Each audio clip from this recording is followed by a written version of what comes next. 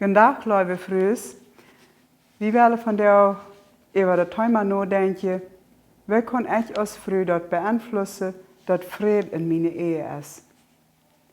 We lezen in Titus 2 van 3 tot 5, zoals volgt.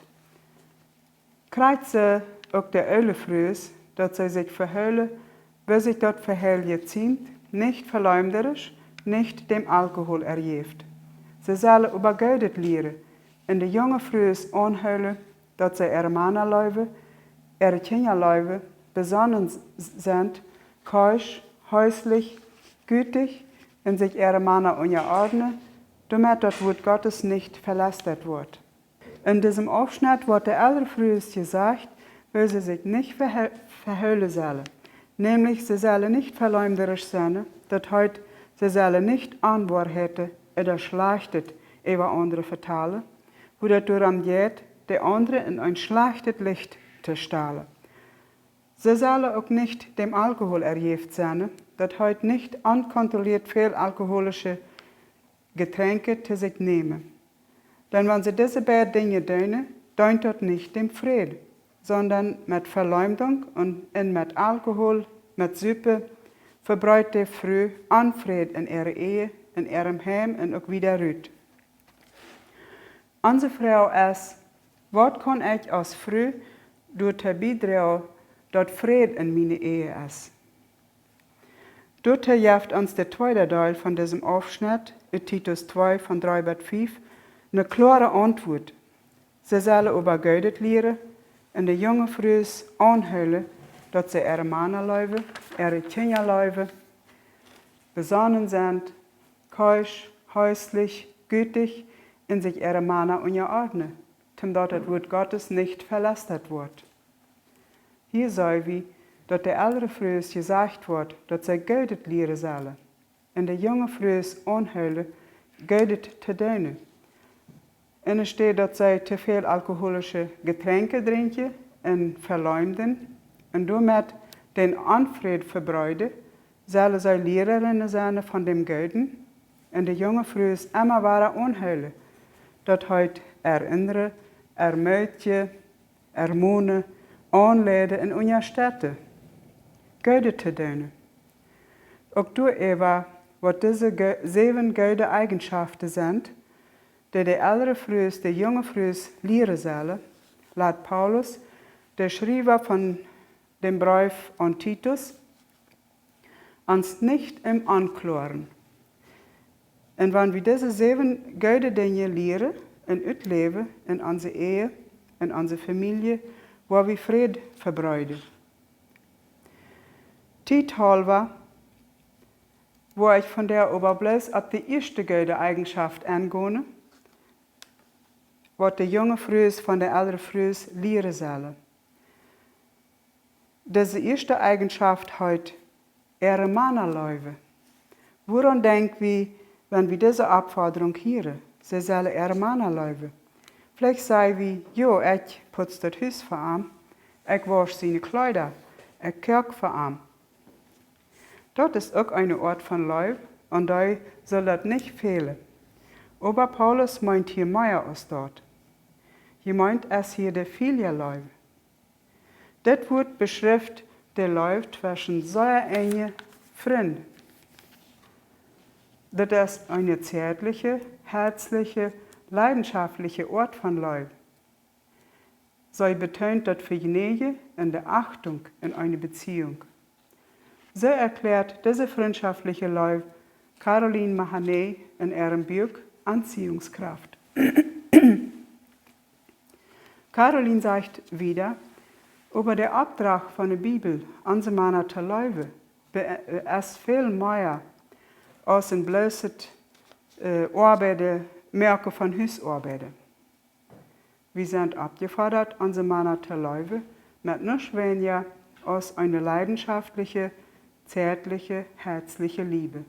Besser wie das Zitat von Caroline Mahoney. Und diese Liebe, der soll ohne Bedingungen sein, denn du steht nicht, wenn die Männer einen gottesfürchtigen Charakter haben oder wenn sie diese Art von Liebe verdient haben. oder wenn sie sich verändern. Und diese zärtliche Läufe, wies sich im Alltag zum Beispiel dadurch, dass ich meinen Mann auch einmal über die Haare streiche, dass ich meine Hand auf seine Schulter lege oder am Ancheck und er lächeln würde. Vielleicht denkst du nu, aber ich fühle diese Läufe nicht mehr für meinen Mann. Gerdi Stahl sagt, dass es sogar notwendig ist, dass diese Verliebtheitsgefühle verblassen, denn dort wir rieper waren. Die oberflächliche Verliebtheit soll in eine tragfähige Liebe verwandelt werden. Dort fordert Energie und nützliche Bereitschaft. Denn bloß was Vertrautheit und Treue erhält ein stabiles Fundament, besser wie Gerdi Stahl. Das darf keine Option sein, einen anderen Partner zu nehmen oder antreten zu werden. Malachi 2, Vers 16b sagt uns, darum sie nehmt ihn fair in jenem Geist, in jenem Verstand, und dort nicht die Treue brechen. Wenn wir das tun würden, wird dort dem Wort Gottes keine Ehemerke in das Fundament der Ehe tabu wird versteht worden. Nu fragst du vielleicht, wann ist dann die Bereitschaft, um diese tragfähige, freundschaftliche Läufe zu entwickeln, zu pflegen und damit glücklich zu merken und selbst auch glücklich zu sein. Ehe ich noch zu der Bereitschaft komme, möchte ich noch ein paar Tatsachen nennen, an die wir uns immer wieder auch erinnern können. Erstens, an den Ehemann zu leben, braucht dort einen Entschluss. Jo, ich will meinen Ehemann freundschaftlich leben. Ich will wohlwollend sein, ich will am das Gute jane, und ich nehme mich, wenn das sein muss, jeder Tag nie fair treu zu sein in der Ehe. Zweitens, an den Ehemann zu leben, darf ich Gottes Hilfe in Anspruch nehmen. In Matthäus 7, Vers 7 steht, bittet, so wird euch gegeben. Und in Jakobus 1, Vers 5, wenn es über irgendwem unter Jünd an Weisheit mangelt, so darf er Gott beten, dass jeder Mann ihren Jaft in keinem Utschale wird. So wird ihm dort gegift worden. So wie wir Gott am Help und am Weisheit beten. Und er wird uns die Help und die Weisheit geben, die wir nötig haben und die gut für uns sind. Drittens, wie dürfen auch andere am Rot fragen, wenn wir mal nicht wieder weiter, aber damit wir abpassen, dass wir seine Rotgeber aussehen, was wirklich golden Rotgeber. Und golden Rotgeber sind eheförderlich, der draut du dabei, dass die Ehe teilheilen kann und Geld gelingen kann, und nicht seine Wort halbe die Ehe zu verbrechen. Nu kommen wir zu der Bereitschaft, dass wir brauchen können, um die freundschaftliche Läufe zu unseren Ehemänner zu pflegen. Daher ist es wichtig, dem Ehemann dort zu tun, was am Geld tut, was am Frieden merkt. Und dort ist Achtung. Wenn ich meinen Mann läufe, dann wiese ich am Achtung. Immer weiter übe ich mich an, meinen Mann mit Respekt zu behandeln. Dort betrifft erstens die Achtung im Umgang mit den Kindern. Auch wenn seine Umgangsform manchmal anders ist mit den Kindern als meine. Die Kinder brauchen ihr Vater und Mutter gleiche Säure, auch wenn sie noch sehr verschieden sind. Und wenn seine Umgangsform mit uns anders ist als meine, der ich am nicht Fußtrag wiese, als wenn er mein Kind sein, sondern ich hält mich treu, und wenn das irgendwas dicht reden jeft, kann ich dort ungefähr mit Arm merken, wo wir uns dann einkennen. Wichtig du bist erst je auch am te loven für die Dinge, die Herr Geld merkt mit den Kindern. Der zweite Bereitschaft, ich da seine Fähigkeiten achte. Zum Beispiel, wenn das im Haushalt irgendwas zu reparieren gibt, frage ich an, ob er das kann oder will. Und ich da nicht ständig an die Uhr falsch lerne. Wenn er das dann getan hat, dann lobe ich ihm dafür und ich sage Dankeschön dafür, auch wenn das nicht einmal ganz perfekt ist, aber das funktioniert war. Die Fähigkeiten von dem Mann wiesen sich auch in seinem Beruf, in seiner Arbeit. Habe ich ihm einmal bewundert dafür, wie gut er seine Arbeit merkt? Habe ich ihm auch gesagt, dass ich ihn bewundere? So wiese ich ihm meine Achtung. Die dritte Bereitschaft, meine Achtung, wies sich auch in der Art und Weise, wie ich mit meinem Mann redete. Da ich ständig rumschlemme.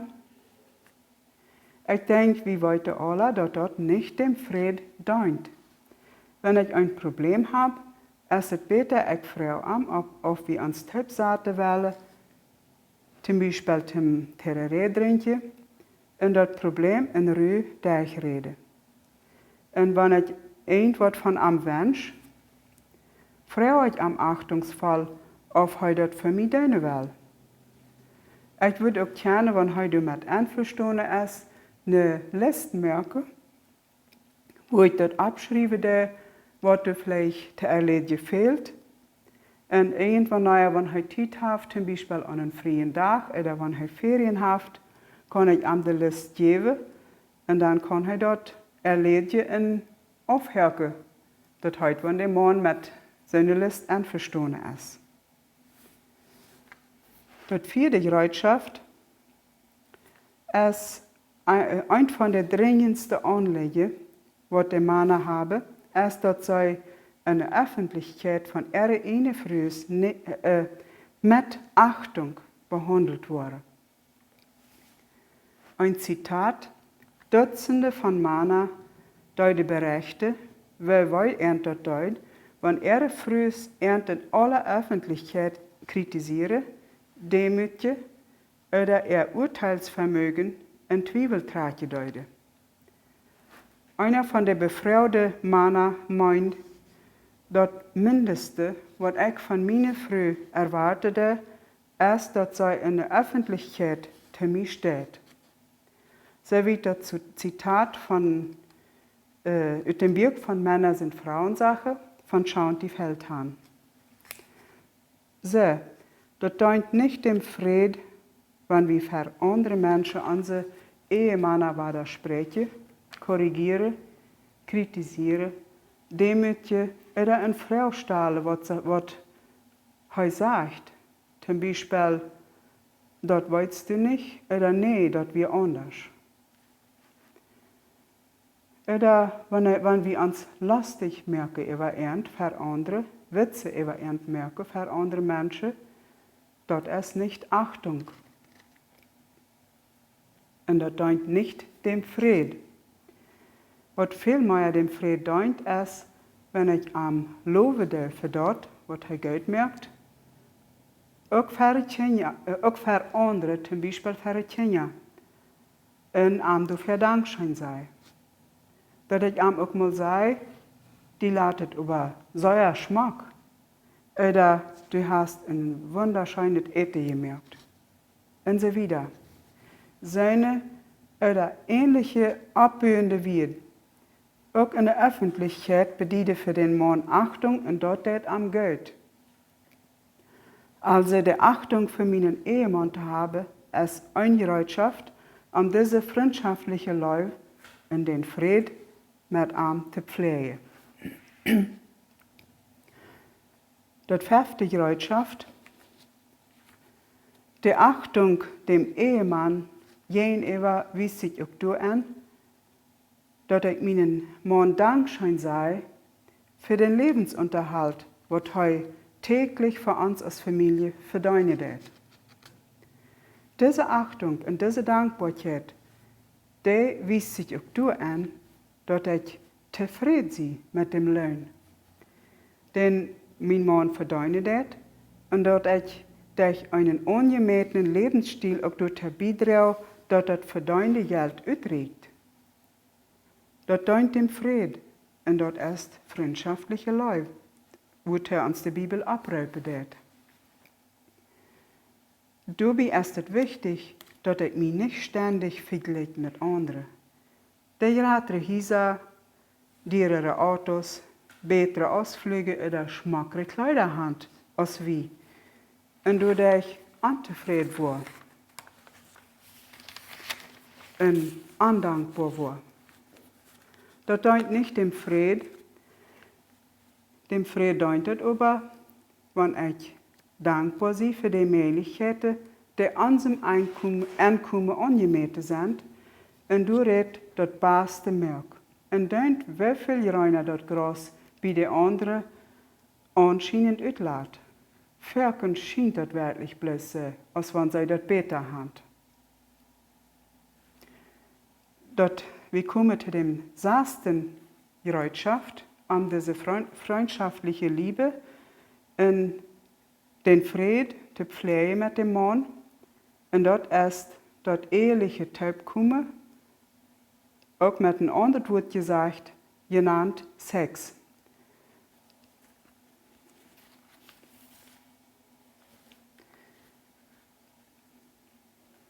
Das geschlechtliche Teilkommen von Ehemann und Ehefrau ist für den Mann von großer Wichtigkeit.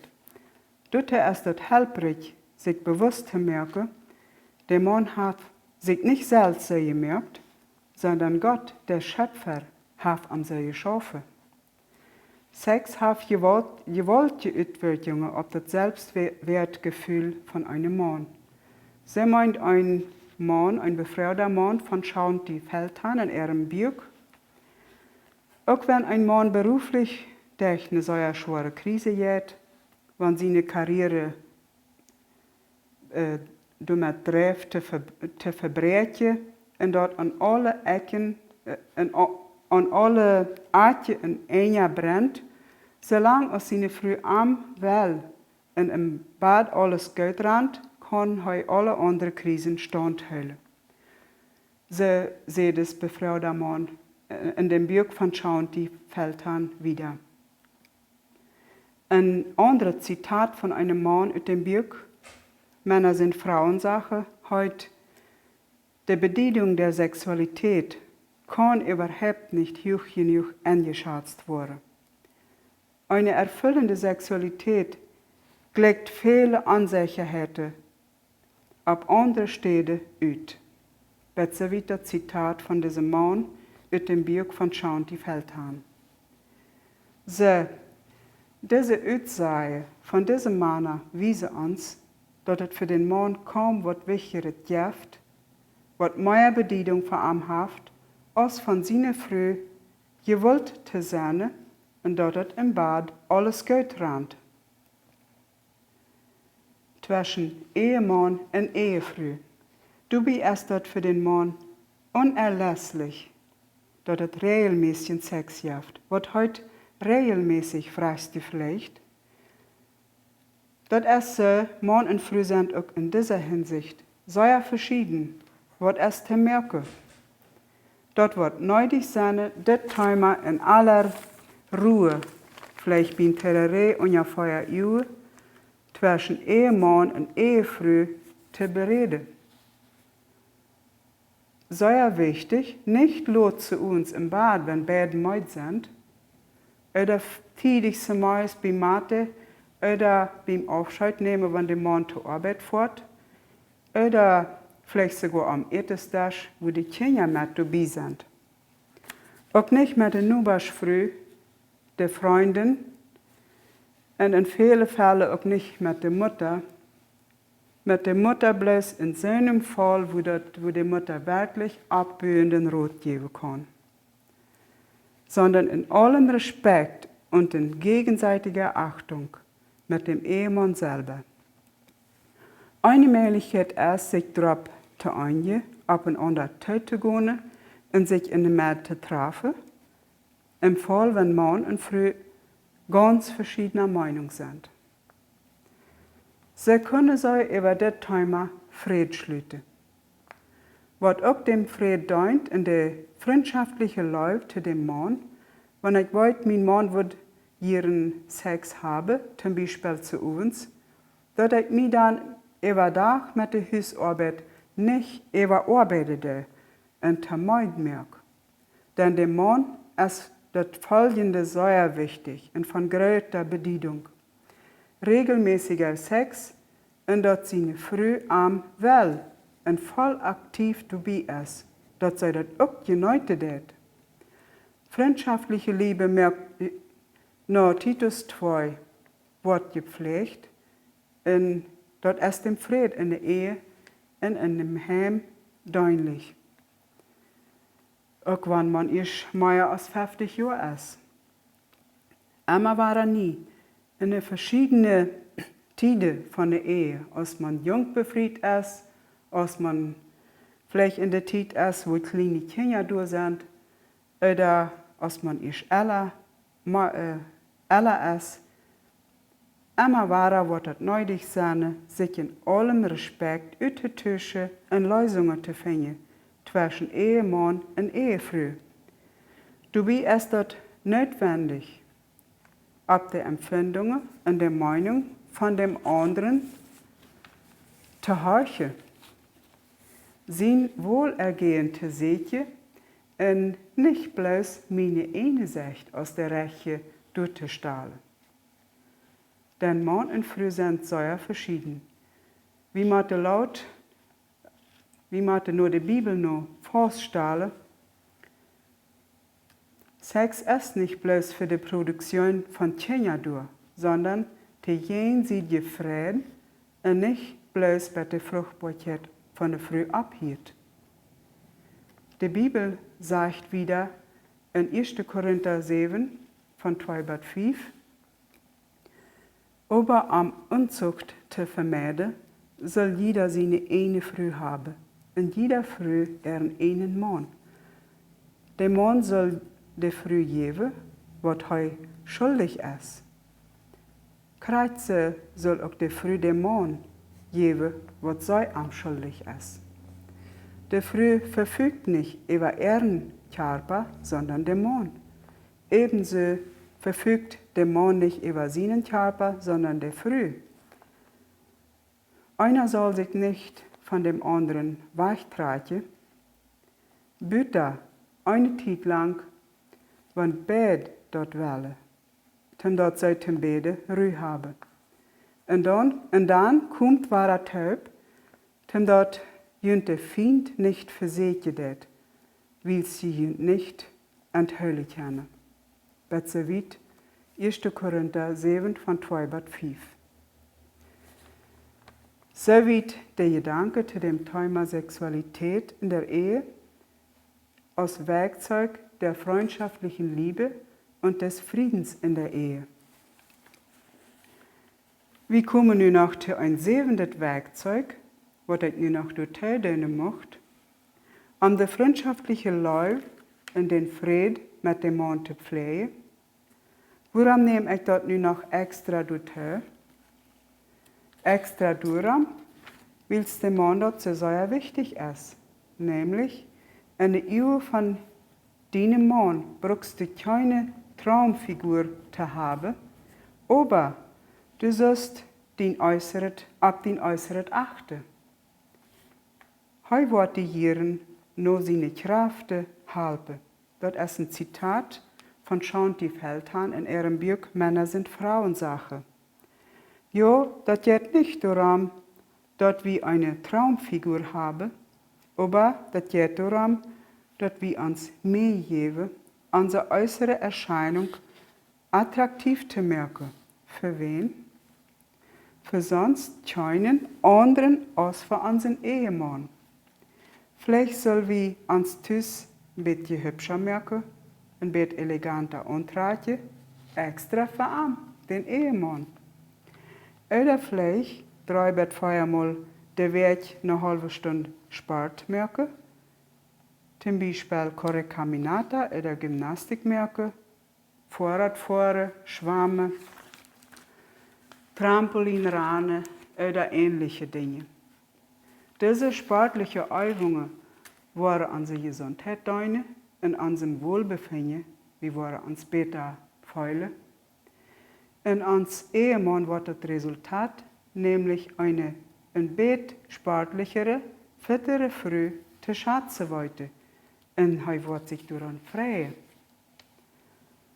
An seiner Unterstattung wird es sicher auch nicht fehlen.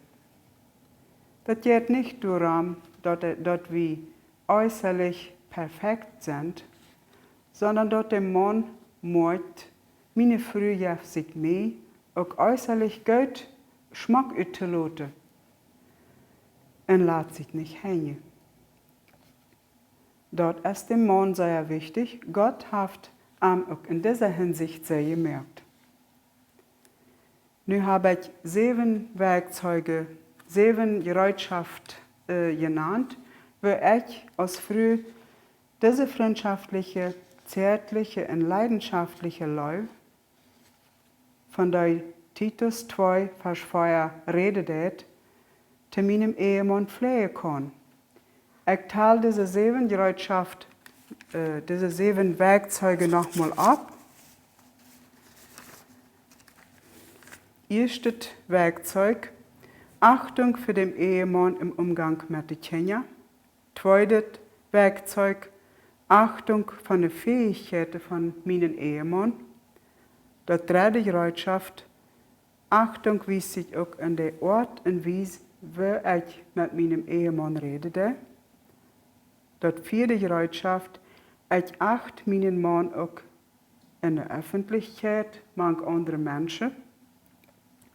Das 5. Gerätschaft, meine Achtung dafür, dass er den Lebensunterhalt verdient. Das 6. Gerätschaft, das eheliche Teilkommen. Und das 7. Gerätschaft, die Pflege von meinem äußeren Utlote als Ehefrau für meinen Ehemann.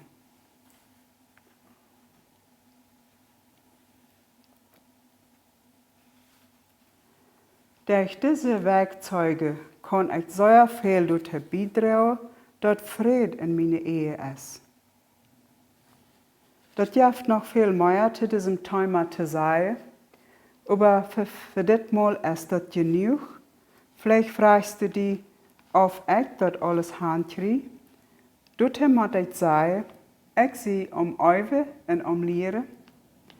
Wenn wir Fehler merken, da wir unsere Ehemänner und auch Gott um Vergebung beten, Gott vergibt, wenn wir am Beten dienen, und helpt uns, wenn wir am daran beten, in unseren Ehemann zu gefallen. Ich schließe mit der Wort von Paulus aus Kolosser 3, Vers 15.